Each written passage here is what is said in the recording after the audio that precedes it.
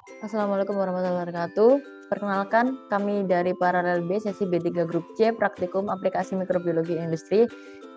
Di sini saya Anissa Eti, NPM 1903 10 10 078. Saya Abdul Fikran, NPM 1907101077. Di sini kami akan menjelaskan modul ke-6 Praktikum Mikrobiologi, yaitu tentang pengecatan jasad renik atau pewarnaan jasad renik.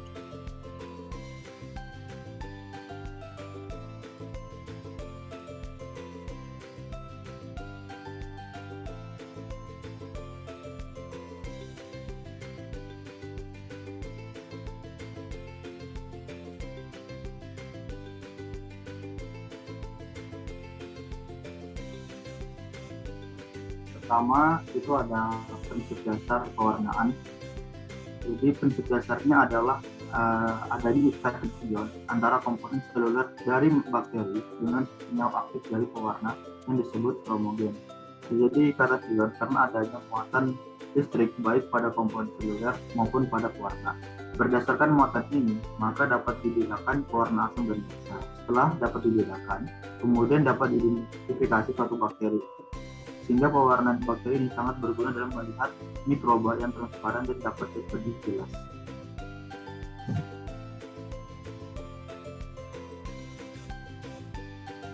Macam-macam pewarnaan. Yang pertama ada pewarnaan sederhana. Pewarnaan ini yang menggunakan warna tunggal.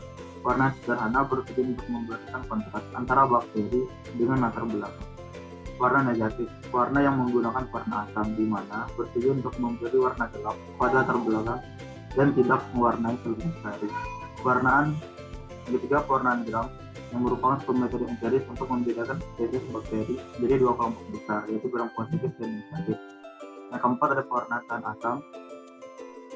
Pada pewarnaan ini, bakteri dan asam akan berwarna merah karena menyerap warna karbon fluosin yang dipanaskan. Karena pada saat pemanasan, dinding sel bakteri yang memiliki banyak lemak membuka sehingga warna dapat terserap.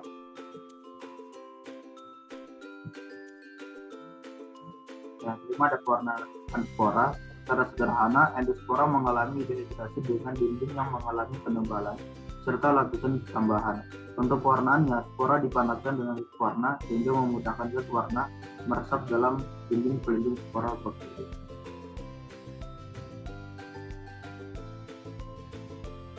Kemudian pengecatan, yang pertama yaitu untuk mempermudah melihat renik baik bakteri maupun fungi. Yang kedua, memperjelas ukuran dan bentuk jasad. Yang ketiga, melihat struktur luar dan struktur dalam jasad renik. Yang keempat, melihat reaksi renik terhadap warna yang diberikan sehingga sifat fisik dan kimia yang ada dapat diketahui. Ini ada perbedaan bakteri gram positif dan negatif. Dapat dilihat pada untuk komposisi dinding selnya, bakteri gram positif itu kandungan lipidnya rendah, sedangkan negatif itu tinggi. Kemudian ketahanan pada penisilin lebih sensitif untuk gram positif dan lebih tahan untuk gram negatif. Kemudian ada penghambat warna basa, untuk gram positif itu lebih terhambat, untuk gram negatif kurang terhambat. Kebutuhan nutrisi relatif kompleks untuk gram positif dan relatif sederhana untuk gram negatif. Dan ketahanan terhadap fisik, untuk bakteri gram positif dia lebih tahan, sedangkan bakteri gram negatif kurang tahan. Izin pada pengisian jasad renik. Pertama ada pewarna atau pengisi jasad renik itu menggunakan beberapa jenis larutan. Pertama yaitu larutan gram A atau gas violet yang merupakan zat primer yang akan memberikan warna pada mikroba. Kemudian ada larutan gram B yaitu lugol iodin berwarna coklat, berfungsi untuk mengikisar zat primer yang diserap mikroba target sehingga pengikatan warna oleh bakteri jadi lebih baik. Kemudian ada larutan gram C yaitu campuran dari etanol dengan aseton dengan perbandingan 1:2. Tidak berwarna, berfungsi untuk melunturkan zat sebelumnya. Kemudian ada larutan gram B yaitu saptanin, merupakan zat sekunder atau kontras, berwarna merah, berfungsi untuk memberikan warna mikroorganisme dalam target. Fiksasi adalah proses di mana struktur internal dan eksternal sel dan mikroorganisme diawetkan tetap di posisinya. Hal ini mengaktifkan enzim yang mengganggu morfologi pewarnaan di pengamatan. Biasanya mikroba dimatikan untuk melekat kuat pada objek gelas saat terjadinya proses fiksasi. Macam-macam fiksasi ada dua. Yang pertama cara kering yang dilakukan dengan pemanasan menggunakan spiritus atau dipanaskan di atas uap air vapor. Dan yang kedua itu cara basah yang dilakukan dengan merendam objek gelas yang diberi mikroba ke dalam alkohol, formalin, dan lain-lain. Kemudian ada struktur sel. Struktur sel bakteri terbagi dua, yaitu struktur sel dasar dan tambahan. Struktur dasar dimiliki hampir semua jenis bakteri, meliputi dinding sel, membran plasma, sitoplasma, ribosom, DNA, dan granula penyimpanan. Sedangkan struktur tambahan hanya dimiliki oleh jenis bakteri tertentu. Struktur ini meliputi kapsul, flagellum, pili, fimbria, kromosom, vakuola, dan endospora. Kemudian ada bentuk sel bakteri. Yang pertama ada bulat atau kokus. Sel bakteri kokus ini berbentuk bulat seperti bola. Bentuk kokus dikelompokkan menjadi beberapa macam, yaitu yang pertama ada mikrokokus seperti contohnya monococcus danoroe. Kemudian ada diplococcus, contohnya yaitu diplococcus pneumoniae. Kemudian ada staphylococcus tersusun seperti buah anggur, contohnya yaitu epidermis. Kemudian ada streptococcus seperti rantai, contohnya Streptococcus physalis. Kemudian yang kelima ada Sarcina, terdiri dari 8 sel yang tersusun dalam bentuk kubus, contohnya Sarcina rosea. Kemudian yang keenam Tetracoccus, tersusun dari 4 sel berbentuk bujur sangkar, contohnya Pediococcus. Kemudian yang kedua ada bentuk batang atau basil. Bakteri ini dapat dibedakan pada bentuk batang panjang pendeknya. Bakteri bentuk batang dapat berbentuk formasi. Yang pertama ada sel tunggal atau monobasil, yaitu contohnya Escherichia coli. Kemudian yang kedua ada bergandengan dua-dua atau diplobasil, contohnya Diplococcus pneumoniae. Yang ketiga ada rantai atau Streptobacillus sebagai jaringan tiang palisade, contohnya Bacillus ataraxis.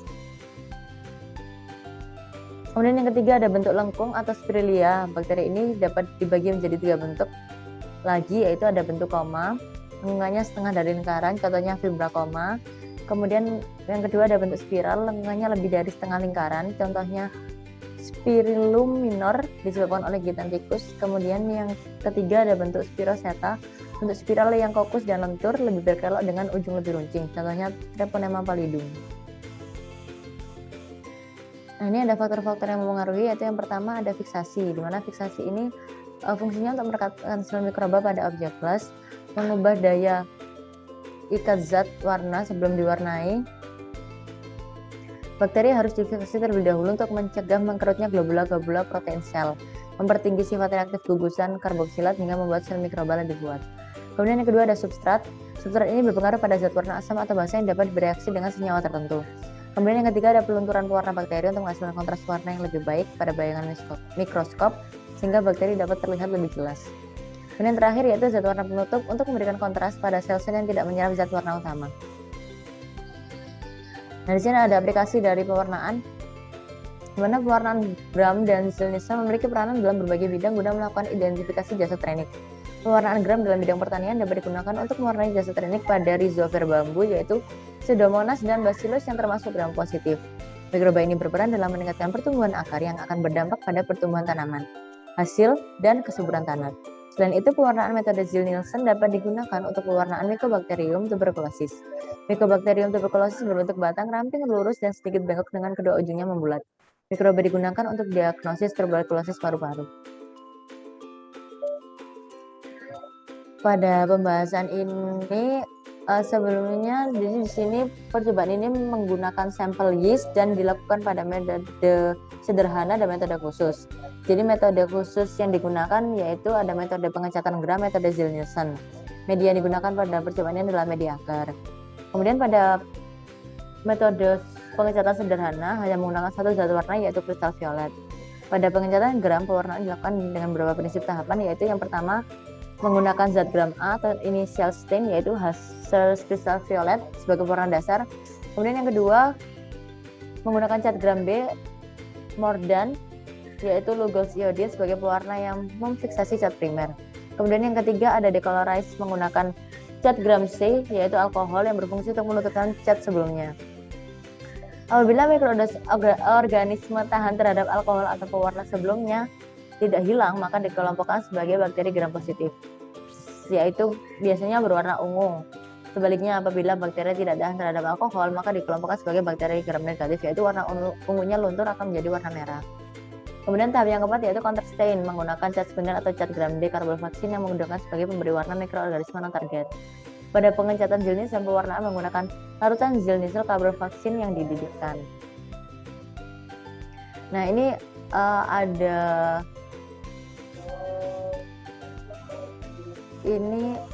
ada bentuk gambar mikroskopis pada pengecatan sederhana, media agar dan bahan yeast, yaitu diperoleh pengamatan yaitu berkoloni, latar belakang berwarna kuning, warna mikrobanya berwarna ungu, kemudian perbesaran lensa okuler 10 kali dan perbesaran lensa objektif 40 kali. Kemudian pada pengecatan graf dengan media agar dan bahan yeast didapatkan pengamatan yaitu berkoloni, latar belakang warna kuning, warna mikrobanya ungu kemerahan, perbesaran lensa okuler 10 kali, perbesaran lensa objektif 40 kali. Kemudian pada media agar dengan bahan yeast dan dengan metode pengecatan Zell-Nielsen diperoleh pengamatan berkoloni, latar belakang warna putih, kemudian mikrobanya berwarna biru, perbesaran lensa okulernya 10 kali dan perbesaran lensa objektifnya 40 kali. Nah, dalam melakukan percobaan ini terdapat beberapa faktor yang mempengaruhi hasil percobaan. Faktor yang pertama yaitu sterilisasi. Apabila tidak dilakukan sterilisasi pada objek gelas dengan mikroskop, maka mikroorganisme lain akan ikut teramati sehingga tidak dapat mengidentifikasi yeast atau sampel yang digunakan dengan baik. Kedua yaitu fiksasi. Dengan cara fisik pemanasan atau free drying, atau dapat juga dilakukan fiksasi dengan menggunakan agensi kimia. Apabila terlalu lama melakukan fiksasi, maka mikroorganisme akan mati. Ketiga yaitu pelunturan warna. Pelunturan warna atau decolorizer digunakan terutama untuk mendapatkan kontras yang baik pada bayangan mikroskop. Yang kemudian ada faktor substrat, berpengaruh pada zat warna asam atau basa yang dapat bereaksi dengan senyawa tertentu. Kemudian yang keempat ada identifikasi pengecatan. Dapat dilakukan berbagai cara antara lain dengan mempertinggi kadar pewarna bakteri atau menambah suatu mordan. Tujuannya agar pengecatan terlihat lebih kuat. Kelima yaitu penggunaan zat warna penutup.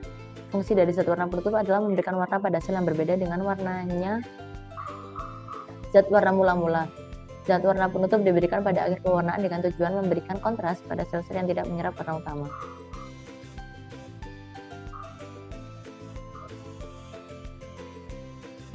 Ya, mungkin sekian yang dapat kami sampaikan. Mohon maaf apabila ada kesalahan maupun kekurangan. Terima kasih. Wassalamualaikum warahmatullahi wabarakatuh.